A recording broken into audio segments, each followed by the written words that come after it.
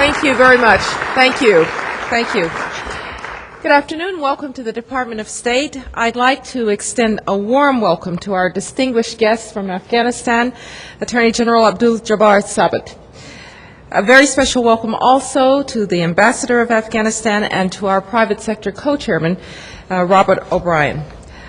I'd like to recognize the work of our team, Assistant Secretary for International Narcotics and Law Enforcement Affairs, David Johnson, Legal Advisor John Bellinger, and of course to Tom Schweich, the U.S. Coordinator for Counter-Narcotics and Justice Reform in Afghanistan.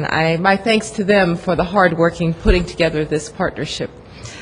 I'm pleased to join you to talk about justice reform in Afghanistan, which is critical to the country's future success. Over the past 6 years, the United States and our partner nations have supported the Afghan people as they work to build and reform democratic and independent institutions in their country. Together, we've made progress, and the ongoing transformation of Afghanistan from tyranny to democracy is a credit, first and foremost, to the Afghan people and to the leadership of President Hamid Karzai. We all remember the Afghanistan of the past, a country ravaged by war and by the Taliban's cruelty, isolated from the world, and a haven for al-Qaeda. The progress that has been made over the past 6 years is remarkable. In 2004, Afghans freely elected the head of state in the first presidential elections in that country's 5,000-year history. That was followed by the first ever democratic parliamentary elections.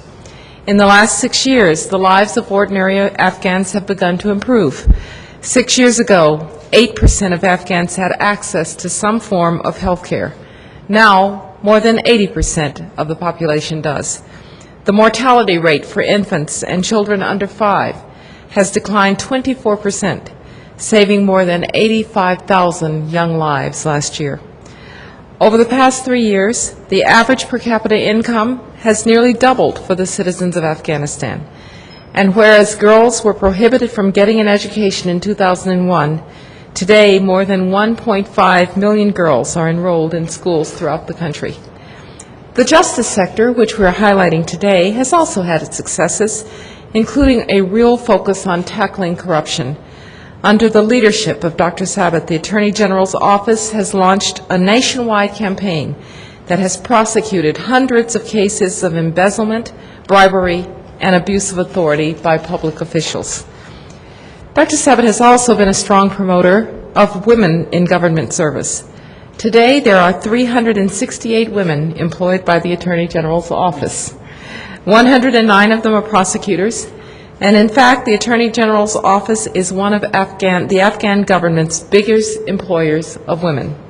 So I commend you, sir, for your courage and for your commitment to building a free and democratic Afghanistan in which all citizens, men and women, are equal before the law.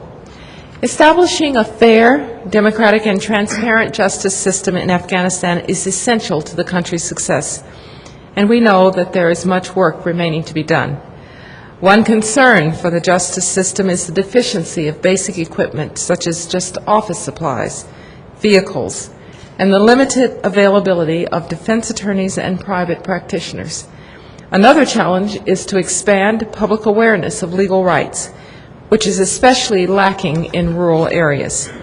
Increasing the number of women judges is also a key priority. Afghanistan currently has over 1,500 judges nationwide, yet only 60 are women. It is imperative that Afghanistan develop a well-trained, educated, and demographically representative cadre of judges to serve in courts across the country. These challenges explain why we are launching this public-private partnership for justice reform in Afghanistan. We are asking American law firms and law schools to help the Afghan judicial system in a variety of ways. By providing lawyer-to-lawyer support through this public-private partnership, we hope to bring Afghan practitioners into the larger international community of legal professionals. American firms and law schools have already begun to embrace this partnership. We hope that more will choose to play an active role in parallel with the government of the United States in supporting the development of the Afghan judicial system. Afghanistan is engaged in a reform process that will take a great deal of time, a great deal of resources, and a great deal of commitment from the United States, from the Afghan people, from the international community, and from concerned private citizens like you. Through our combined public and private sector efforts in Afghanistan, we can ensure that our assistance builds upon the foundations of democracy and justice that Afghanistan is working so diligently to achieve. Together with the Afghan people, I am confident that we can succeed. Thank you very much.